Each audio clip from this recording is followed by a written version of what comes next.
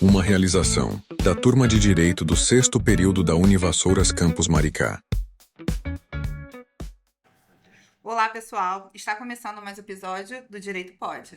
O Direito Pode é um projeto desenvolvido pela turma do 6º período de Direito da Universidade de Vassouras, dentro da disciplina Direito e Relações Familiares, coordenada pela professora Patrícia Esteves. Eu sou a Natasha. E eu sou a Flávia. E hoje vamos falar sobre um tema que mistura o direito, realidade social e os desafios práticos enfrentados pelo Poder Judiciário, a prisão civil do devedor de alimentos. Apesar da prisão em lei como na medida coercitiva para garantir a sobrevivência das crianças e adolescentes, a efetivação dessa prisão enfrentou inúmeros obstáculos na prática. Para conversar conosco sobre esse tema, recebemos hoje o Matheus Guimarães Silva de Souza, oficial de justiça avaliador do Tribunal de Justiça do Rio de Janeiro, doutorando e mestre pela UF, especialista em Direito Penal, Processo Penal e Criminologia.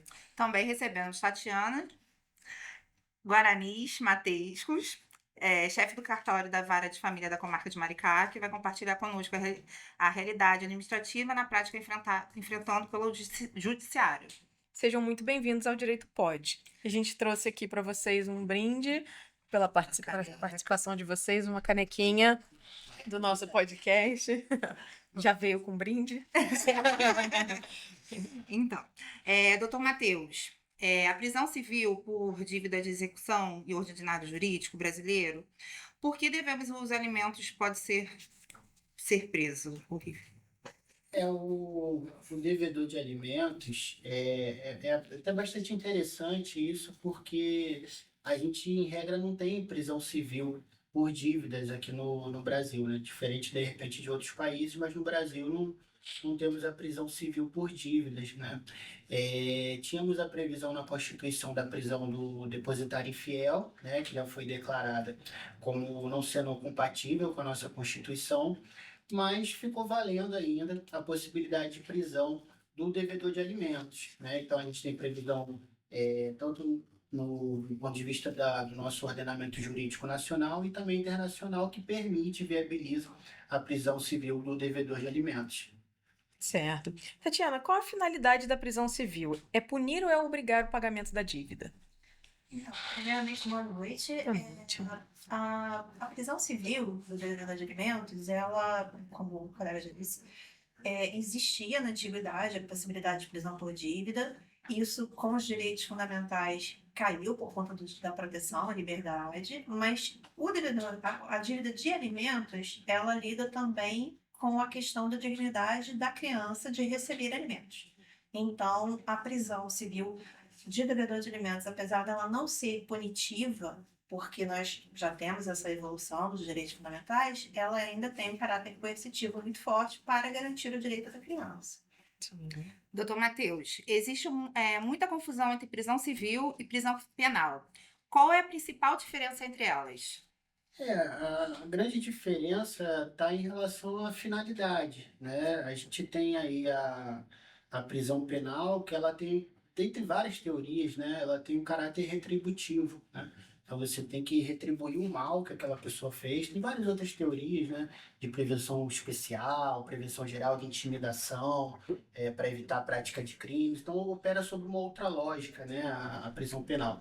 Já a prisão civil do devedor de alimentos, a finalidade maior é obrigar a pessoa a pagar, né? Então o maior interesse em efetivar, em realizar essa medida constritiva, né? De cercear a liberdade de alguém para constranger a pessoa a cumprir com o adimplemento, que, como já foi dito pela colega, a gente está lidando com menores, né? Pessoas que são extremamente vulneráveis. Então o legislador optou por uma medida extremamente gravosa diante de um quadro completamente necessário de proteção dessa vulnerabilidade dos menores.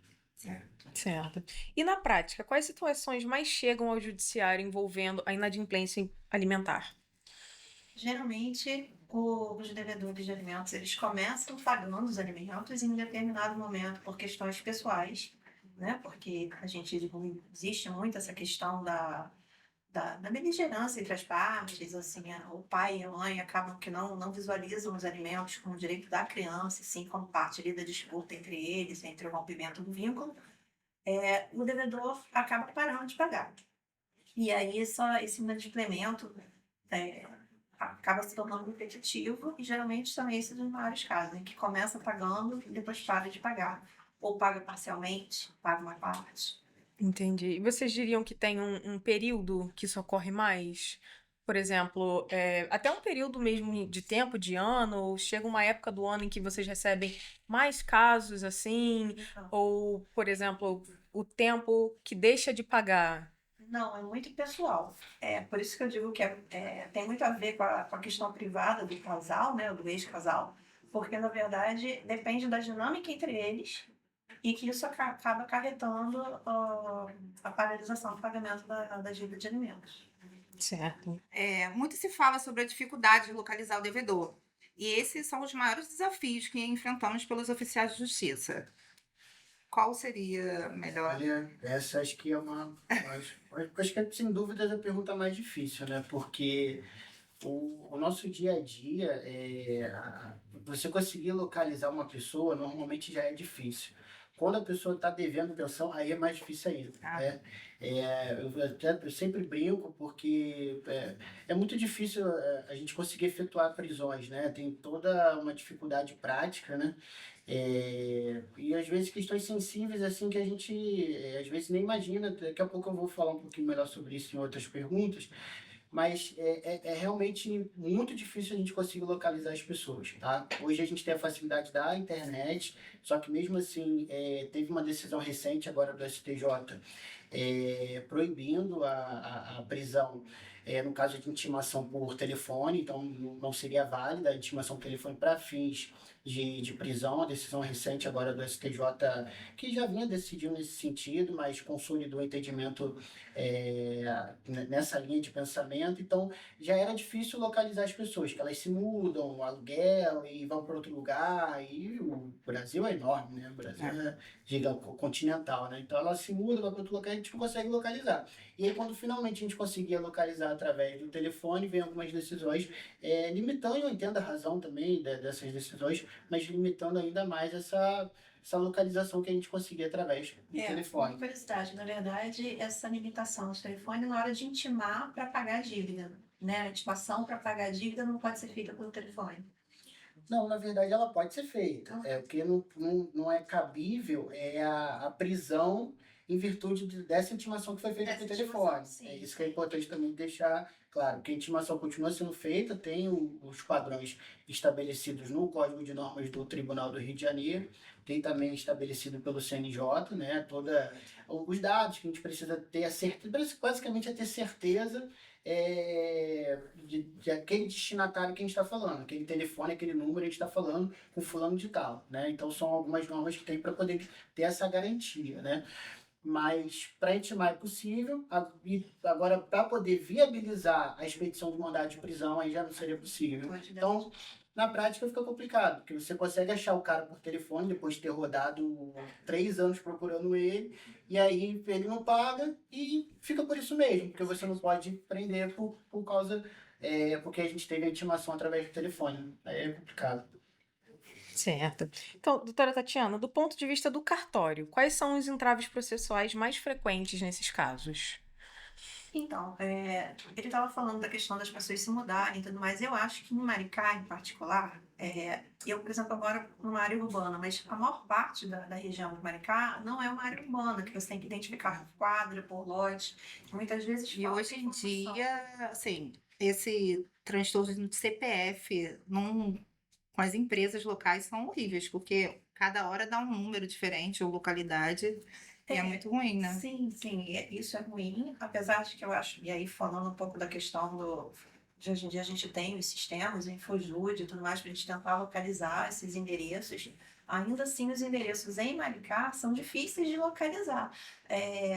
Eu moro em área urbana e eu sempre coloco portão de alumínio escuro. Então, assim, na maior parte das vezes, as iniciais elas não vêm com esses pontos de referência. E para os oficiais fica muito difícil localizar. E pelo incrível que pareça, a gente também às vezes tem dificuldade não só de localizar o réu, mas também de localizar o autor. Porque a pessoa entra com um processo na Defensoria Pública e desaparece. E a Defensoria Pública não consegue mais contato, aí a gente tenta fazer a citação do réu, não consegue, precisa entrar em contato com o autor, Com a representante legal também não consegue, que ela desapareceu. Você vai no endereço que ela colocou na petição inicial, já não está mais lá, o telefone também já mudou. E, infelizmente, o nosso judiciário demora, né? Tem todo um trâmite. E aí, quando a gente precisa localizar o autor, às vezes a gente já não consegue, porque também já se mudou e tem todas essas dificuldades também de. E como é um podcast voltado para pessoas da faculdade que vão, né, exercer o direito, vão ser operadores, é muito importante manter o endereço e o telefone todos os nossos processos. Por gentileza. Existe um volume muito grande de execuções de alimentos atualmente, Tatiana? Existe. O grosso do cartório de direito de família gira em torno de ação de alimentos e oferecimento de alimentos e execução de alimentos. Em relação aos processos de alimentos e execução de alimentos, as execuções são menores, hoje são menores, porque na verdade é um processo que acaba rodando um pouquinho mais rápido do que a ação de alimentos. Mas o grosso do cartório é em torno disso, em torno da questão alimentícia. Certo. É isso, desculpa até. Não, claro. Mas até sempre brinco quando o pessoal pergunta um pouquinho sobre o que a gente faz, nem todo mundo conhece a função do oficial de justiça. E eu sempre falo, gente, metade do meu trabalho é violência doméstica ou pensão. Infelizmente, são as duas coisas assim, que mais a gente tem atribuição na Central de Mandados, e eu vejo isso também em muitos outros colégios, não só aqui em Maricá, mas também em outras comarcas. Basicamente, metade do meu trabalho é isso. Violência doméstica e pensão. Aí o resto vai pingando cada coisa, né? Mas a violência doméstica e a pensão é muito grande. Só uma delas, na verdade, inclusive no cartório do de família, tem muitos tipos de ação, divórcio, que a outra parte também tem interesse. E ela vai até o balcão para ser citada. No caso dos alimentos, principalmente da execução de alimentos, as pessoas não vão, elas fogem. Então, geralmente o que a gente acaba expedindo mais mandados. Porque tem que tentar localizar a pessoa pessoalmente. E é difícil, né? É difícil. Muito difícil, Muito imagina. difícil. E aí, então, voltando até um pouco no que você tinha falado anteriormente, da questão do, às vezes, o pai, a mãe, os genitores, eles não verem a pensão como um direito da criança, né? Então, entrando nesse assunto, a prisão do devedor, ela gera muitos debates sociais. Como que a gente equilibra a dignidade do alimentante e a necessidade de sobrevivência do alimentado? Então, historicamente, né, existia a possibilidade de prisão por dívidas. Não sei se eu já mencionei, mas assim, existia a possibilidade de prisão por dívidas. E isso foi muito sopesado com a questão da dignidade da pessoa humana, né, a questão da liberdade, mas o que prevalece, e um dos princípios fundamentais do direito de família, é o melhor interesse do menor. Então, eu acho que a questão dos alimentos, da própria execução, ela gira muito em torno disso, do que é importante para a criança e do próprio direito da criança, da dignidade de ter alimentos. Eu nunca vi dificilmente você consegue execução porque eu não posso pagar. Porque tem pessoas, para não poder pagar, geralmente ela tem que estar numa situação realmente dela passar fora. Na experiência de vocês, a prisão costuma resultar no pagamento da dívida? Sim, com certeza. Eu acho que eu vi 2 casos até hoje em que a pessoa realmente permaneceu presa durante o mês, que nosso juiz costuma decretar por 30 dias. Eu acho que 2 casos até hoje em que a pessoa realmente cumpriu o prazo sem correr para pagar os alimentos. Geralmente existe uma corrida da própria família para angariar fundos e pagar. Eu até, quando eu já, algumas pessoas que eu prendi, já na própria delegacia de mesmo, já estava acionando os contatos, juntando dinheiro daqui, pegando com o familiar 1.000 daqui, 2.000 daqui, para poder fazer o pagamento da dívida. E o ruim é que, ruim não, né? Para a criança é importante, é excelente, mas para o devedor, no momento que ele é preso, não sei se acho que você já foi dito, mas tem que fazer o pagamento da dívida integral, né? Tanto pelo menos não tudo que ele tinha lá atrás, mas pelo menos as 3 últimas, e também o que vier a vencer durante o processo. Então, às vezes, ele tinha 3 que ele não pagou, que de repente podia ter se esforçado por ter pago, e aí quando ele é preso vai acumular aquelas 3, mas tudo que ele deixou de pagar durante o processo. Aí vira, às vezes, uma bola de neve. Sim. E pago, porque ficar preso ninguém quer. E é uma coisa que prende mesmo. E quais estratégias que são utilizadas pelo judiciário para tentar cumprir esses mandados de prisão? Então, geralmente a gente usa os sistemas de busca de endereços, né, que é o Infojud, os sistemas oficiais. Também buscamos na parte privada, né? Telefonia e tudo mais. Mas eu acho que hoje o que realmente mais prende, até pela dificuldade dos oficiais de justiça de localizar os endereços, é pelo BNMP, que é o Nacional de Mandados de Prisão, que tem um link direto com as delegacias e a grande maioria dos presos ali na serventia por alimentos são pegos em blitz ou vão até a delegacia por alguma razão e acabam presos. Inclusive teve um caso, não sei se foi, acho que foi no final do ano passado, que eu estava com mandado de prisão em mãos, né? Eu ia sair para cumprir, aí eu fui olhar o processo, dar uma olhadinha para ver, né? De repente mudou, alterou alguma coisa, e aí eu vi que ele já tinha sido preso por uma guarda municipal. O devedor ele estava ali no terminal rodoviário, né? Aí o guarda municipal, por algum motivo, não sei se estava fazendo, não sei exatamente o porquê, mas identificou aquela pessoa ali e efetuou a prisão, né? Então, a gente tem um Banco Nacional, né? Eu acho que uma das, sem dúvidas, melhores estratégias para conseguir achar a pessoa em qualquer lugar e cumprir, já que qualquer autoridade pode cumprir um mandado de prisão. E só um complemento sobre isso. Ontem teve um vendedor de alimentos preso em Brasília, através do banco. Ou seja, não foi no mandado, saiu daqui e ele foi preso em Brasília. Que foi preso lá. Certo. E quais os impactos emocionais e familiares mais comuns observados nesses conflitos?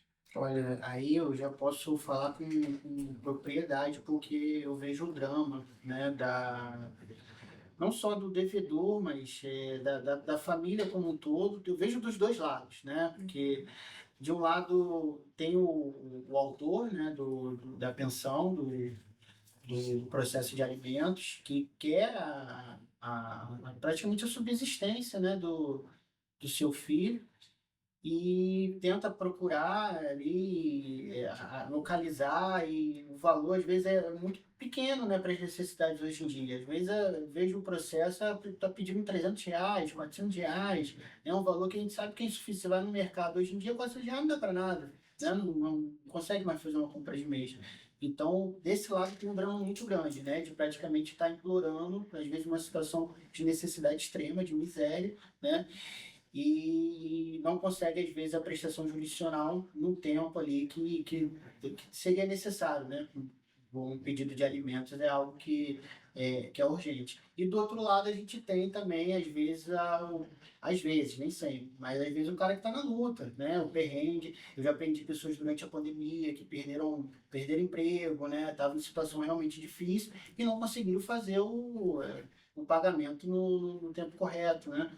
E começaram a atrasar algumas parcelas. Então existe o drama dos dois lados, né? E óbvio também existem aqueles que só não querem pagar, né? Que tem condições, tem recursos e não querem pagar. Mas eu vejo também dos dois lados, às vezes, uma situação muito delicada, muito difícil. Não, eu acho que a questão dos alimentos ele vai muito além do aspecto financeiro, né? Existe aquela, como eu já mencionei, a questão da briga entre as partes e eu acho que os impactos emocionais eles giram muito em torno do descontentamento pelo rompimento do vínculo, pela relação ali dos pais.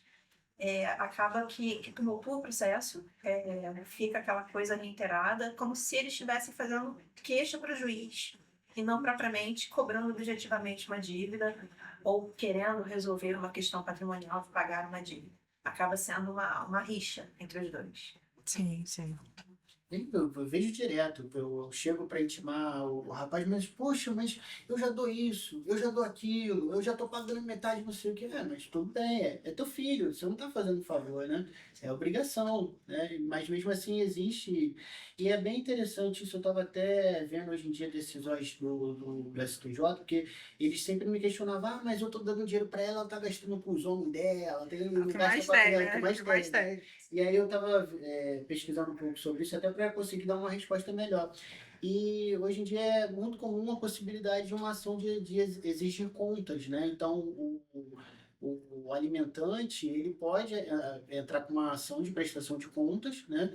E aí a mãe vai, não para ficar assim, fiscalizando bobeira, né? Mas realmente fazer o papel ali de fiscalizar, se aquela criança, aquele valor realmente está sendo investido na criança, que a gente sabe também que algumas mães às vezes acabam gastando dinheiro e não é com a subsistência do menor. Então tem esses dois lados também, né? Sim. E agora eu já consigo dar uma resposta melhor. Se não está satisfeito, paga, não deixa de pagar. Mas pode entrar com uma ação de prestação de contas. No final das contas, tudo gira em torno da responsabilidade parental, tanto do pai quanto da mãe. Sim. Porque é isso, o princípio do direito da família é garantir o interesse do menor, né? Exatamente. Como o judiciário lida com as situações em abandono material que acaba conectando o abandono afetivo, Dr. Matheus? Olha, hoje em dia, eu vi até uma decisão bem interessante de um pai que pagava, sempre pagou pensão, só que nunca quis ter contato com a filha, né? A questão a guarda era unilateral, né? E ele também não fazia visita nem nada. E depois de muitos anos, acho que já tinha uns 25 anos, a filha resolveu entrar com uma ação judicial para cobrar do pai uma indenização, não pelo que ela já recebia pensão, né? Mas pelo próprio abandono afetivo e, salvo engano, o STJ concedeu, né? Mesmo que o pai não tenha feito o abandono material, né? Tenha pago pensão em dia, foi possível ali o pagamento de uma indenização em virtude desse abandono afetivo. Então, eu acredito que a jurisprudência pode ser que cada vez mais siga essa trilha, né? Esse caminho da responsabilidade não só questão financeira, né? Mas também uma responsabilidade de afeto, né? E a gente sabe os impactos que isso tem de um menor que é criado e que o pai não é presente, né? Ou que a mãe não é presente, é ausente. Então, não é só pagar, né? Você acompanhar a formação do caráter para que haja um desenvolvimento completo do menor. Sim, no final das contas, a questão, tudo desemboca na questão da responsabilidade parental, e eu acho que é uma questão cultural.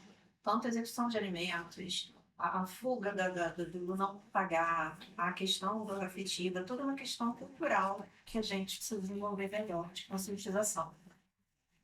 Sim, interessante. A gente vai fazer um bate-bola rapidinho, que a gente já está encerrando, tá bom? Na visão de vocês, o que ainda precisa melhorar para garantir maior efetividade e a proteção das crianças e adolescentes? Olha, acho que tem muita coisa para melhorar, hein? Dá para fazer um outro podcast. É um outro podcast, mas eu acho que assim, eu acho que tem que ter um investimento muito grande, política pública nesse sentido, de educação familiar, planejamento familiar, né? As pessoas falam muito de forma imprópria, teve filho, né? Agora, só que não é só assim, é tudo uma questão de cultura, né? Que vai se aperfeiçoando. Minha avó teve 10 filhos, minha mãe teve 2, eu ainda não tive o meu, minha esposa já está pensando em congelar óvulos para ter mais no futuro. Então, essa cultura de responsabilidade, né? Tudo isso ela tem que ser incentivada, né? A gente sabe que o Brasil tem proporções gigantescas, né? Então a mentalidade aqui é diferente de uma mentalidade às vezes em um outro estado, né? Então eu tenho colegas meus muito mais novos do que eu, com menos estabilidade do que eu e que já tem 2, 3, 4 filhos. E não que isso seja um problema, né? Mas a questão é que muitas das vezes não tem, infelizmente, condições financeiras de manter os filhos, né? Então eu acho que muito do que deve mudar é realmente essa cultura, né, de responsabilidade em relação aos filhos. Tanto os que não têm condições, né, e óbvio que tem direito reprodutivo, então jamais falaria isso, pelo contrário, né, até porque às vezes é o sonho do pai, o sonho da mãe, né, isso é importante demais.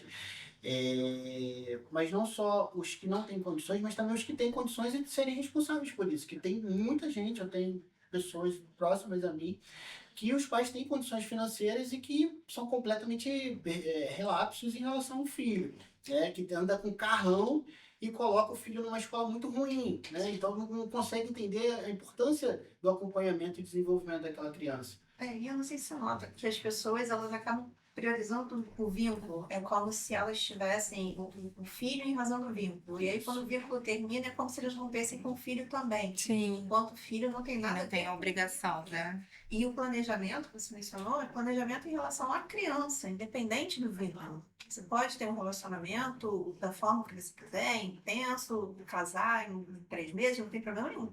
Mas colocar uma criança impensadamente no meio disso é que é o grande problema. E quando o Estado precisa prender alguém para garantir o alimento de um filho, isso revela falha individual, social ou estrutural da própria sociedade? Eu acho que é uma falha cultural, como a gente já colocou aqui. Claro que existe um problema socioeconômico no Brasil, não resta dúvida, né? As pessoas têm uma situação de vulnerabilidade econômica, tanto o devedor de alimentos quanto quem está ali com a criança. Mas eu acho que a questão cultural da responsabilidade, do entender que de repente nem tudo precisa chegar a esse ponto, né? Se vocês se predispuseram a ter um filho juntos, tem que haver um mínimo de entendimento. Nem tudo precisaria chegar nessa última razão de prisão se houvesse uma conversa, se houvesse entendimento. Perfeito. Algo a acrescentar sobre isso Eu também? concordo com o que a Tatiana falou. Não que o Estado não tem como ter responsabilidade de tudo, né? Boa parte, eu até sigo já uma linha de pensamento muito voltada para a autonomia individual, né? Então, a parte que eu estudo no doutorado, questão de filosofia, é sempre muito voltada para a autonomia do indivíduo, e não a heteronomia, não é o Estado dizer o que eu tenho que fazer, né? Mas ele tem que colaborar, né? Então, eu acredito que ter que prender uma pessoa para que ela possa cuidar do próprio filho é uma coisa, né, que de repente, alguns anos atrás, já centenas de anos atrás, você acharia isso um absurdo, né? Assim, remonta o Estado paternalista, né? É o Estado como pai que você vai lá, faz queixa e ele vai lá e bota de castigo. E não é bem isso que é interessante no momento atual da humanidade. A gente tem que realmente buscar ter uma responsabilidade maior com os nossos atos de uma forma geral, principalmente se envolvendo a criança. Mas, de qualquer forma, também é importante, né, a gente ter essa direção do Estado para também garantir a criança, né, o bem-estar ali. O Estado acaba tendo que entrar, É. porque os pais não conseguem ter esse entendimento. Mas o ideal seria que realmente eles conseguissem ter essa responsabilidade, ver a criança como o principal ali daquele vínculo e fazer sem precisar ter o Estado para isso. Justamente. Como você define a atuação do judiciário nas varas de família, Tatiana? Eu acho que as varas de família realmente precisa, eu acho que é a parte mais delicada do direito, justamente porque entram questões emocionais, entram os vínculos rompidos, enfim, não são questões patrimoniais, né? São questões que envolvem ali o estado das pessoas. Então, eu acho que a atuação do Estado e do Judiciário no direito de família, ele realmente tem que ter esse olhar mais sensível, não pode ser uma coisa tão objetiva quanto nos outros tipos de direito. Sim. E o maior desafio enfrentado atualmente, né, doutor Matheus? Bom, a gente já comentou a questão da localização, né? Acho que, sem dúvidas, para mim a maior dificuldade é essa, tá? Tem outros desafios também relacionados à própria estrutura que os oficiais de justiça não têm, né? Muita estrutura. A gente chega num local, para efetuar a prisão, a gente depende da polícia militar, né? Eu trabalho de moto, então não tem como prender o cara, colocar ele atrás da minha moto e levar para a delegacia, né? Então, a gente tem alguns problemas estruturais muito grandes, né? Maricá, uma cidade muito populosa, uma cidade muito extensa, e a gente não tem também muitas viaturas rodando da polícia militar. Sim. Então, para chamar uma viatura, às vezes demora 1 hora, 2 horas. Então, se você chega no endereço 7 horas da manhã, para poder efetuar a prisão do indivíduo. Aí liga para a polícia, aí demora 1 hora, 2 horas, o cara já foi trabalhar, aí você não pega a pessoa em casa, né? Então a gente tem vários desafios, questões estruturais também, mas creio eu que o principal desafio seja a localização da pessoa. Uma vez que a gente localiza, se torna mais fácil, né? E não só do réu, como eu já tinha comentado, mas também do próprio autor, porque às vezes o processo demora um pouquinho mais, né, do que aquela pessoa imaginava, e a pessoa acaba desaparecendo. Então a gente fica, às vezes, de mãos atadas. Tudo é responsabilidade, né? Responsabilidade da criança, responsabilidade para o processo. O processo também, isso é muito importante. Sim, então, nesse gancho, qual seria uma mudança necessária para garantir o direito da criança nesse cenário? Educação preventiva. É uma educação preventiva que consiga caminhar modificando a cultura que a gente tem hoje, para que esses pais consigam ter esse olhar conforme foi dito anteriormente. E o que mais as pessoas mais desconhecem sobre a execução de alimentos? Olha, eu fui muito surpreendido mês passado que as pessoas não sabiam que as mulheres também podem ser presas, né? Eu prendi uma mulher mês passado e pareceu algo tão exótico que saiu até num jornal no Lei Seca de Maricá, e eu fui até no Instagram, fiquei curioso, né? Aí fui ver os comentários, né? E todo mundo, agora o jogo virou. Eu vou botar minha mulher também na justiça, direitos iguais, né? E eu vi que as pessoas realmente não sabiam. Eu achei bastante engraçado. Para mim parecia um pouquinho óbvio, né? A gente que é do direito, a gente sabe que a responsabilidade é de ambos os genitores, né? Mas realmente mulheres também podem ser presas, tá? Também podem ser presas. Então, assim, tem que tomar cuidado aí, porque a responsabilidade é dos dois, não é só do homem, é tanto da mãe quanto do pai, que tem que estar aí cuidando da criança. Sempre a harmonia, né? É. Tentando conciliar eles da melhor forma para o menor, né? É. Que é o mais prejudicado nessa relação Eu toda, acredito né? que esse desconhecimento de que a mulher também pode ser presa por pensão é justamente essa falta de entendimento de que a pensão ela é um direito da criança, né? Da criança, mas é porque dificilmente, geralmente a criança Aham. fica com a mãe, por isso Sim. que acaba talvez existindo mais devedores de alimentos masculinos, né, homens, Sim. mas realmente a gente tem alguns casos em que a mãe é a devedora, pode existir. Bom, gente, vamos já então encerrar. Falar sobre alimentos é falar sobre a dignidade, a sobrevivência e a proteção da infância, né? E compreender os desafios enfrentados pelo judiciário é essencial para enxergarmos, além da letra fria da lei, entendermos a realidade das famílias brasileiras.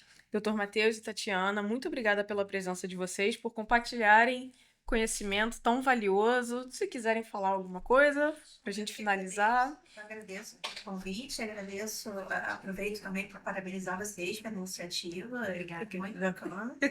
E é isso, só agradecer mesmo por aqui. Se vocês também tiverem Instagram, que a gente possa divulgar para poder seguirem vocês lá, o trabalho de vocês, pode ficar à vontade também, tá? Eu também queria agradecer, tá, o convite. A Simone também, deve estar por aí também, que me teve coragem de me chamar para poder estar participando. Eu sou um pouquinho polêmico lá na Central em algumas ideias, mas A gente gosta. eu ainda fui um pouco polêmico hoje para poder não dar problema. Mas eu quero aproveitar também esse espaço para falar pro pessoal, por favor, paguem, tá? Porque dá muito trabalho para o oficial de justiça ficar caçando vocês, tá? Então pague. Inclusive, aproveitando o último caso, eu fiz uma prisão, acho que no ano passado, na faculdade. Tá? Então, assim, cuidado com vocês que estão assistindo, que eu fiz tudo muito discreto, né? Para também não expor, porque a ideia não é essa, né? Mas já fiz no ano passado a prisão de um estudante de direito na faculdade, estava devendo aí a pensão alimentícia, tá? Gente, muito prazer. Né? E mantenham sempre um comprovante de residência Sabe? Referência, por favor. Obrigada a vocês que acompanharam o nosso podcast e fiquem atentos aos próximos capítulos aí. Não esqueça de compartilhar esse episódio e seguir a gente nas redes sociais. Até a próxima. Tchau. Tchau.